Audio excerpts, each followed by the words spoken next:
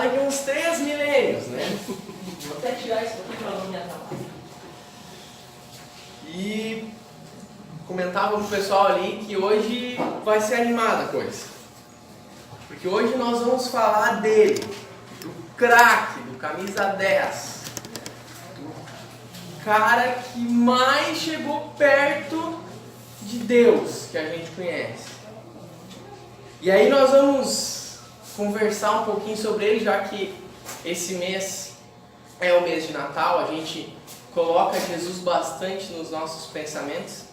E até quando a Cida me convocou e pediu algumas sugestões de tema, eu dei essa sugestão de tema e eu disse para ela, eu acho que eu já fiz essa palestra no Novo Horizonte.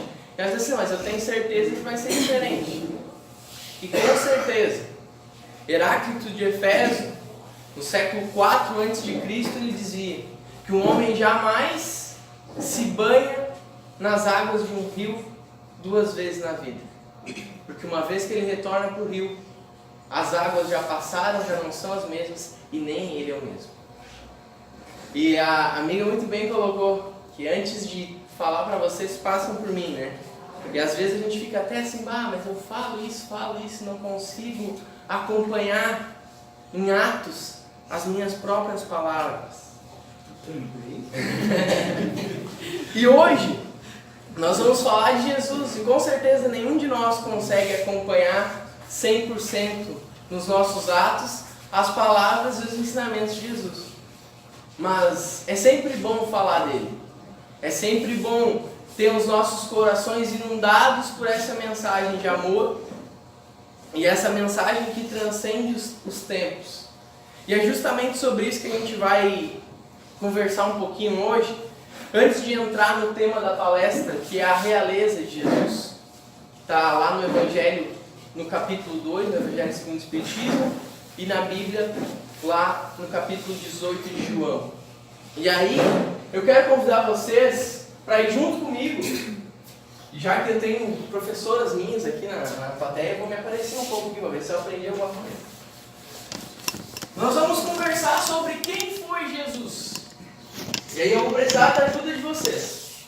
Eu preciso que vocês me contem alguma coisa da história da vida de Jesus.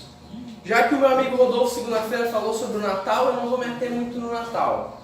Alguém poderia me dizer algum fato da vida de Jesus que sabe, que lembra, assim? Eu lembro que ele nasceu. Nasceu? Quando é que ele nasceu? Manjedoura. A gente não sabe. Como é que vocês não sabem? Os dias a gente não sabe. 25 de dezembro. Vocês estavam lá, não estavam? Não, espera. Vamos botar 25, 12, menos 2018, né? Vamos lá. Nasceu. E aí ele, aqui está nós, ó, na Sociedade Espírita Novo Horizonte em 2018. E aí aqui nesse meio tempo aconteceu um monte de coisa, né? Nós nascemos umas 6 vezes no meio. Aqui começa a história de Jesus. Não. Não? Qual é a idade da Terra? Eu estudei isso aí. Eu não vou dar spoiler. A Terra, tá? O nosso planetinha aqui, ó. Mais ou menos 5, 6 bilhões de anos. Não foi terça-feira passada. Faz um bocado de tempo.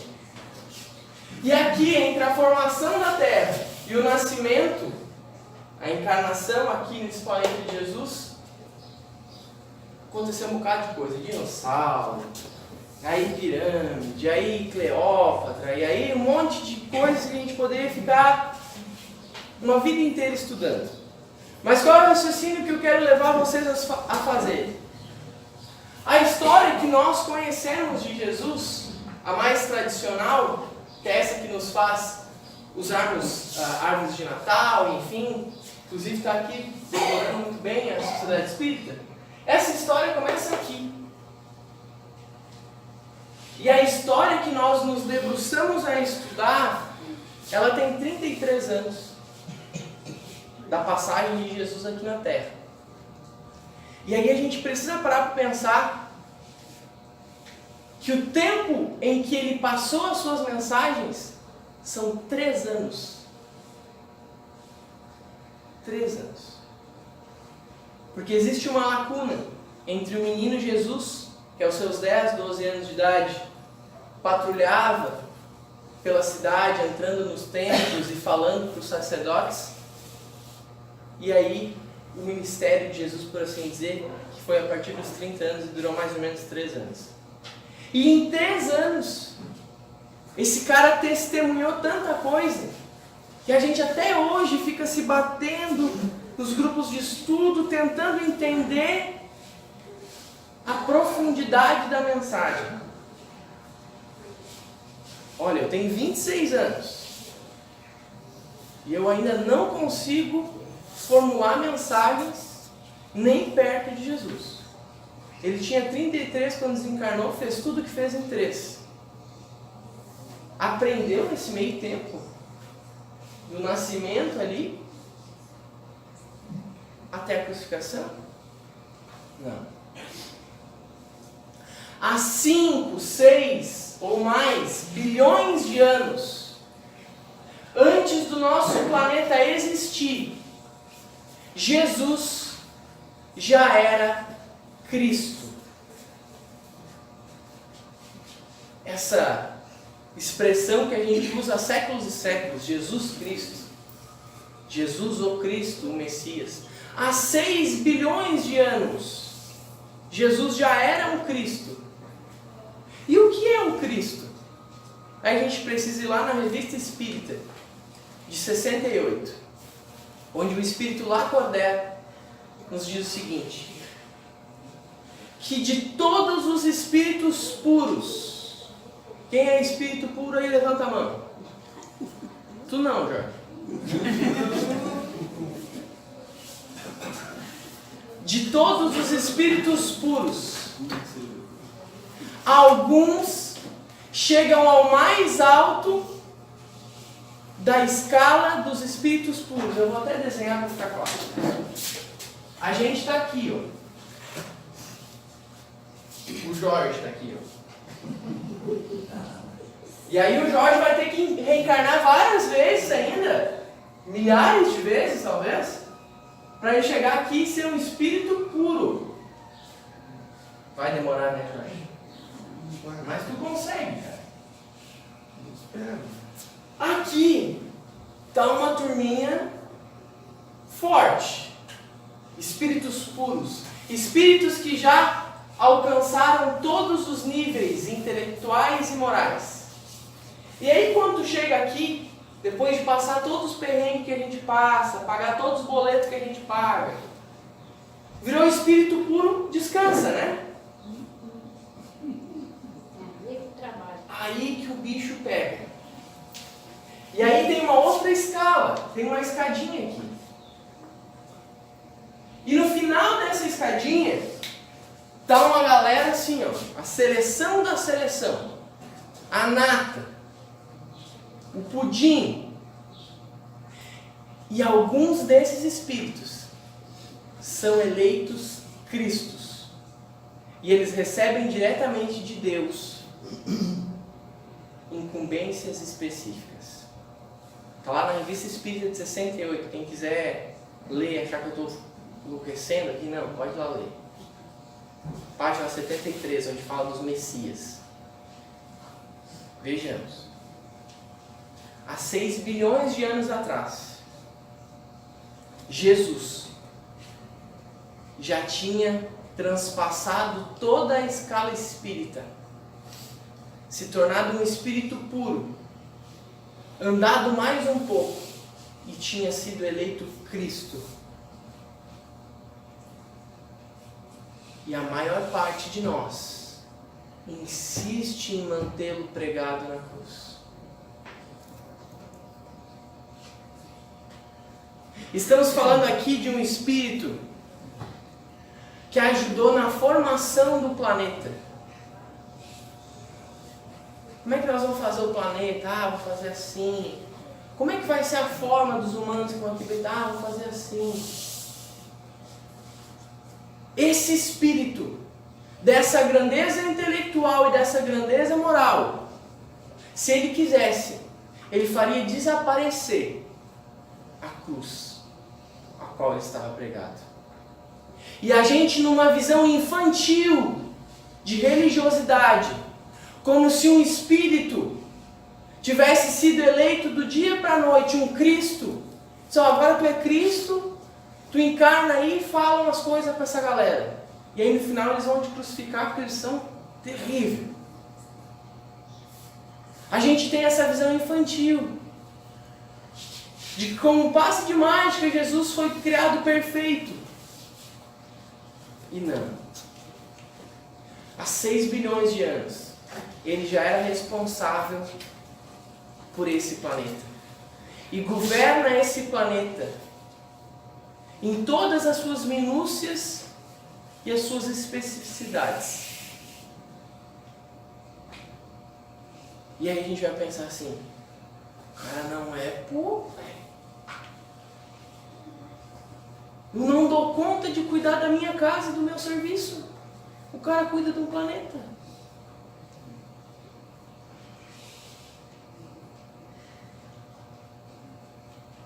E aí, a gente vai lá no Livro dos Espíritos, na questão 625. Kardec formula uma das melhores frases. Perguntas. Ele pergunta aos espíritos: qual o tipo mais perfeito que Deus tem oferecido ao homem? Tem oferecido, que a gente ainda não aceitou. E os espíritos respondem: Jesus. E aí, naquela época, tipo também poderia significar caráter. Qual é o caráter mais perfeito que Deus tem oferecido aos homens como guia e modelo? Jesus. Além de trabalhar na construção do planeta, governar esse planeta, ele ainda vem e dá o testemunho.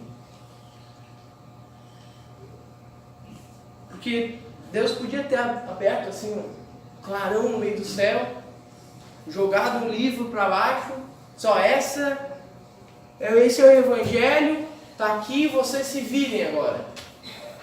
Mas não. Vem Jesus, não para falar sobre o que é certo, sobre o que é errado. Ele vem testemunhar e viver. Vem exemplificar. Vejamos bem. Então, as leis de Deus e o Evangelho não estão nesse livro aqui. Não estão na Bíblia e não estão em livro algum. Que certamente Deus já sabia que os tablets e os celulares viriam, né? O Evangelho está contido em Jesus. Por isso ele diz, também no Evangelho de João: eu sou o caminho, a verdade e a vida. Ninguém vai ao Pai, ninguém vem ao Pai, senão por mim. Eu sou o caminho, a verdade e a vida. Ninguém vem ao Pai, senão por mim. Eu tive 20 anos para decorar essa frase. Porque a minha avó tinha um quadro de Jesus bonitão, assim, gigante no meio da sala, com essa frase. E aí, gente, falado tudo isso da dimensão de Jesus, a gente chega na passagem que está narrada em João, capítulo 18, no Evangelho segundo o Espiritismo, no capítulo 2, onde prendem Jesus e Pôncio Pilatos pergunta: tu és rei? Faz o raciocínio. O cara é Cristo há 6 bilhões de anos. Governa a terra. E aí vem Pôncio Pilatos e pergunta: tu és rei? Se sou eu, Jesus, no lugar de Jesus, Tá de brincadeira, né, Pilatos? Troquei as tuas fraldas. Só que ele era perfeito. E ele não tem esse rompante que nós teríamos. Ele diz assim: é tu que está dizendo. E aí Pilatos não consegue entender. Quando Jesus diz o seguinte: eu sou rei, mas o meu reino não é deste mundo. Pilatos deve ter pensado na hora: enlouqueceu, rapaz. E aí então ele repete a pergunta: mas tu és o rei dos judeus? E aí Jesus diz para ele: olha, se eu fosse rei dos judeus, eles não tinham deixado me prender. Estou eu aqui contigo. E aí Pilatos fica meio desnorteado com aquela conversa que para ele era muito estranha. Vamos nos colocar no lugar dele. Tu é governador lá da Judéia, tá de boa, e aí chega alguém e diz assim: olha, prendemos esse cabeludinho aí, que isso aí é o rei dos judeus, o Messias, o enviado. Chega e te larga na tua frente. Tu te perde. Vai achar que era um disparate. E aí Pilatos, mas onde é que ele é? E aí dizem para Pilatos: ah, ele é da Galileia, é Galileu. E aí Pilatos vê uma brecha: opa, não é comigo. Que o meu negócio é a Judéia aqui. Se ele é Galileu, tem que ser julgado lá pelo responsável pela Galileia. Manda para Herodes, que é para ver se ele se livrava do problema. Vai para Herodes, Herodes não dá jeito. Volta para Pilatos. E Pilatos certo pensa assim: meu Deus do céu. Achei que eu ia me livrar dessa bomba do tal do rei dos judeus aí. E aí Pilatos não queria matar o Cristo. Então ele diz assim, ó: é tradição que na Páscoa eu solte um prisioneiro. Querem que eu libere esse, o rei dos judeus? E aí nós estava tudo lá de galera. Não, solta Barrabás. O cabeludinho pode crucificar. E aí ele vai para o seu martírio, a sua crucificação.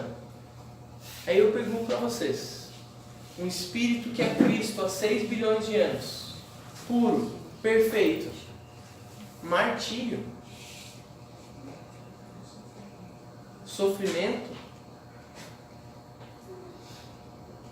Sofrimento é eu, é tu, que tem débitos, que tem faltas, que não entendeu o todo da criação ainda. Jesus sabia exatamente o que ia acontecer. Transpassa por aquilo de cabeça erguida e sem perder a sua realeza. Quando a gente pensa em realeza, a gente logo pensa em reis poderosos, empossados, cobertos de ouro, que tem todo o poder e a riqueza à sua disposição. Mas a realeza de Jesus é uma realeza que transcende a matéria, e por isso é tão difícil da gente entender. Porque a maioria dos nossos reis, sejam eles da Idade Média ou os reis atuais, que dominam o poder, que dominam as riquezas, eles chegaram até ali ou porque foram empossados aquilo, ou porque conquistaram aquele poder e aquela riqueza a troco dos irmãos que estavam à volta. Jesus tem um reino ao qual ele adquire através do mérito. Ah, Gui, então tu está dizendo que Jesus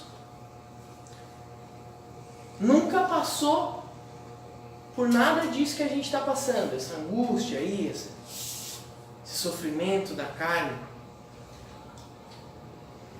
No livro A Caminho da Luz, psicografado por Chico Xavier, na introdução dele, Emmanuel vai nos dizer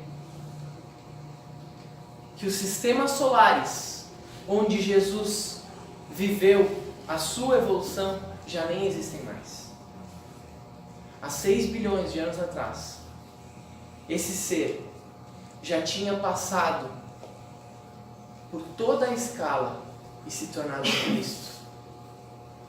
Então, quando a gente lê as mensagens de Jesus, não é alguém que está te falando uma teoria,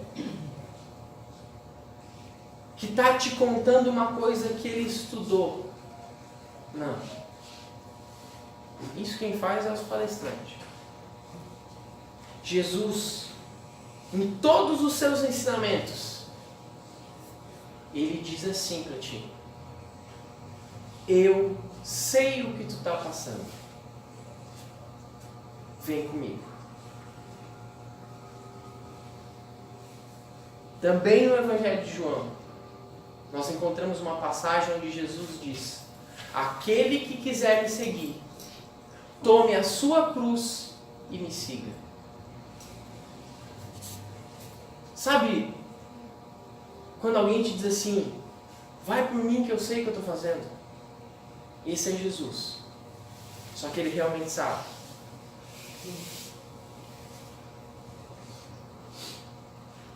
E ele pega a gente pela mão e diz: me segue. Me segue porque o planeta onde tu vive eu conheço a nível molecular. As explicações que a nossa ciência busca, Jesus sabe de cor. As explicações que nós como religiosos buscamos, Jesus já tem elas dentro de si. E aí eu torno a pergunta que eu fiz na última palestra aqui: qual era a igreja de Jesus? Certamente não era espírita, porque o espiritismo tem 100 e poucos anos. Seguia as tradições locais dos judeus, mas foi morto porque não seguia o direito. Qual era a igreja de Jesus? Alguns afirmam que ele é o fundador da Igreja Católica, mas se ele é o fundador, ele não podia ter a igreja. A igreja de Jesus não cabe em templos circunscritos, não cabe em paredes materiais, porque ele era a igreja. E aí a gente pensa assim: Jesus era tão evoluído moralmente, mas lá no Livro dos Espíritos, na questão 780, Kardec questiona se é o progresso moral que segue o intelectual ou o intelectual que segue o moral. E os Espíritos respondem: é o moral que segue o intelectual. Ou seja, primeiro aprendemos, depois somos, depois praticamos. Então, além de uma moral muito elevada, é também Jesus uma intelectualidade a qual nós não conseguimos alcançar. E aí alguns de nós, tenta ludibriar essa inteligência, pegando versículos e frases dos ensinamentos dele, para agredirmos uns aos outros. Para dizer: eu sou cristão, tu não é. E foi Jesus que falou. Jesus é o grande gestor do nosso planeta. E se estamos aqui, é também Jesus o grande gestor das nossas encarnações, da nossa vida, do nosso espírito imortal. E como falei no início, a gente insiste em deixar o coitadinho crucificado. Jesus desceu de lá há muito tempo. Então vamos parar ficar nessa coisa de que Jesus, quando Jesus aqui na terra, Jesus aqui. Dá a mão pro cara e transforma a tua vida. Há uma legião de espíritos no nosso planeta que foram redimidos por seguir Jesus, que foram transformados por seguir o ensinamento de Jesus. Sigamos também, mas não nos nossos livros, não na tribuna, não nas nossas falas, mas na prática. Jesus é esse grande mestre que diz assim: eu sou rei, mas o meu reino não é desse mundo, porque o reino dele é a eternidade no amor. O amor é uma dimensão a qual nós ainda não compreendemos, mas que Jesus compreende. Eu não sei vocês, mas eu prefiro dar a mão para quem sabe para onde está indo.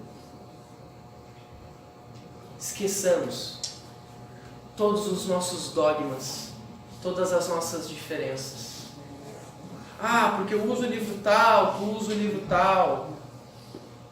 Eu uso slide, tu usa a cola que parece do Faustão. Tudo isso são só símbolos, e na maioria deles materiais. O que interessa mesmo, e que Jesus está realmente preocupado, é com o bem que tu tem feito. E o Espiritismo é essa luz que nos permite enxergar Jesus nessa grandeza e não menos. E nos permite pensar o seguinte: eu vou com esse cara.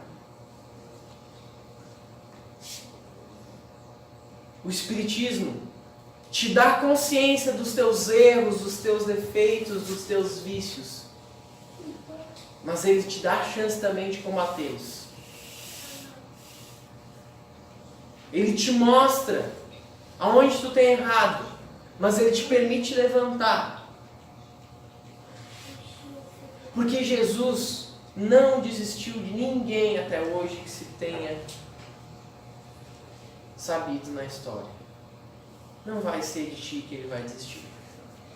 Não desistiu de Pedro, que negou Jesus 3 vezes. Não desistiu de Judas, que o traiu. Não desistiu de Paulo, que mandava matar os outros. Transformou essas vidas. Não é de ti. Embora as tuas falhas, embora as minhas fraquezas, embora os meus vícios, não é de nenhum de nós que ele vai desistir. Então, confiemos mais. É tempo de Natal, onde erguemos símbolos que nos fazem refletir sobre Jesus. Nós vamos tirar ele da cruz e vamos entender a magnitude desse mestre. Mas a minha vida está toda errada. Parece uma luzinha de Natal guardada e agora tem que desguardar para desenrolar. Jesus vai dar um jeito. O cara é Cristo há 6 bilhões de anos. Não tem problema que tu tenha que ele não possa te ajudar. Aí como é que eu faço para ele me ajudar? Vamos olhar para as histórias que ele contou, para os ensinamentos que ele deixou, e vamos nos encontrar diante dele, dando a mãozinha como um irmão mais novo que dá a mão para o irmão mais velho, que o levará para onde todos nós devemos chegar, à plenitude, à perfeição. Muito obrigado.